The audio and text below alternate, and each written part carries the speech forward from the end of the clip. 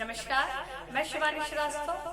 आज हम सभी के साथ योग गुरु श्री श्री त्रिभुवन जी पार्थ है।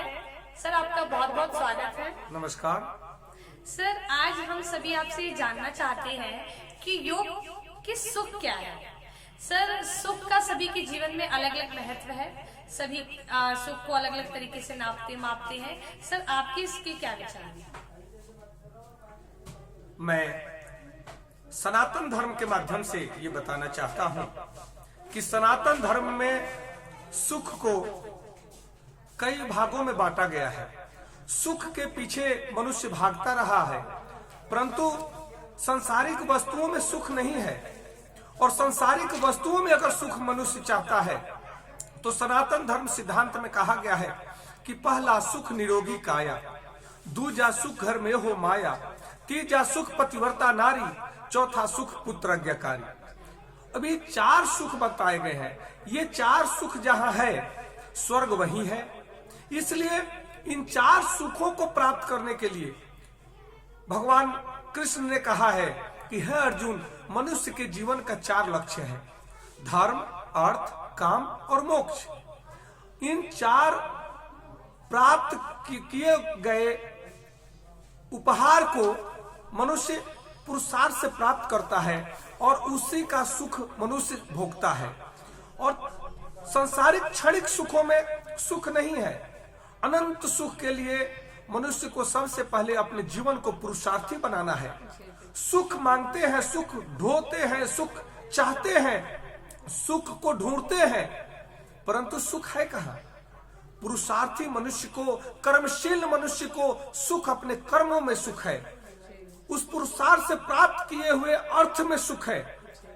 इसलिए कहा गया है सात्विक कर्मों को, सात्विक कर्म करने वाले पुरुषार्थी को अर्थ की प्राप्ति होती है। उस अर्थ से मनुष्य अपने कामनाओं की पूर्ति करता है और फिर उन कामनाओं की पूर्ति होने से मनुष्य मोक्ष की प्राप्ति होती है। अर्थात उस कामनाओं से, उस अर्थ से प्राप्त अपने बच्चों के लिए परिवार में अगर कोई साधन लाता है जिससे उस की आवश्यकताओं की पूर्ति होती है, फिर वह मनुष्य आनंद की अनुभूति करता है और आनंद में रहना ही मोक्ष है।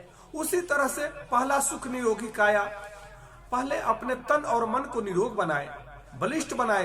योग प्राणायाम के माध्यम से, सात्विक भोजन के माध्यम से, सात्विक विचारों और सात्विक पुरुषार्थ के माध्यम से अपने शरीर को निरोग बनाए। दूजा सुख घर में हो माया।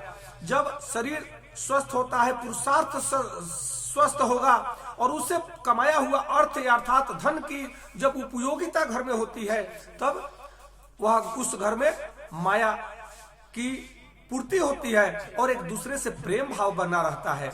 तीजा सुख पतिव्रता नारी। पतिव्रता नारी हो और पत्नीव्रता पुरुष न हो तब तो गलत बात है।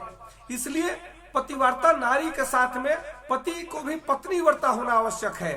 पुत्र आज्ञाकारी हो, उसके लिए पिता को भी पितृधर्म को, सात्विक पितृधर्म को पालन करना अति आवश्यक है। इस तरह से हमारे सनातन धर्म में हमारे पूज्य ऋषि मुनियों ने अनेकों प्रकार से सुख की अभिव्यक्ति को व्यक्त करने का प्रयास किया है। इसलिए कहा गया है सुख कहीं बाहर नहीं है, सुख अपने आप में है।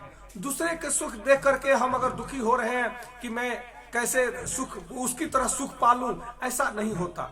आप अपने पुरुषार्थ से, अपने कर्मों से किए हुए सुख में तृप्त होना, संतुष्ट होना ही संतों का विचार है।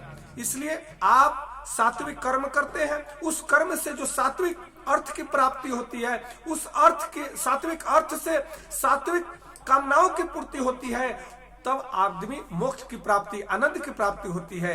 वही सुख है, अपने में सुख है, अंतर मन में सुख है, हमारे अंतर आत्मा में सुख है। सुख बाहर नहीं है, हम स्वयं सुख के खान है। इस बात को हमें समझना होगा। नमस्कार, धन्यवाद। लीजिए।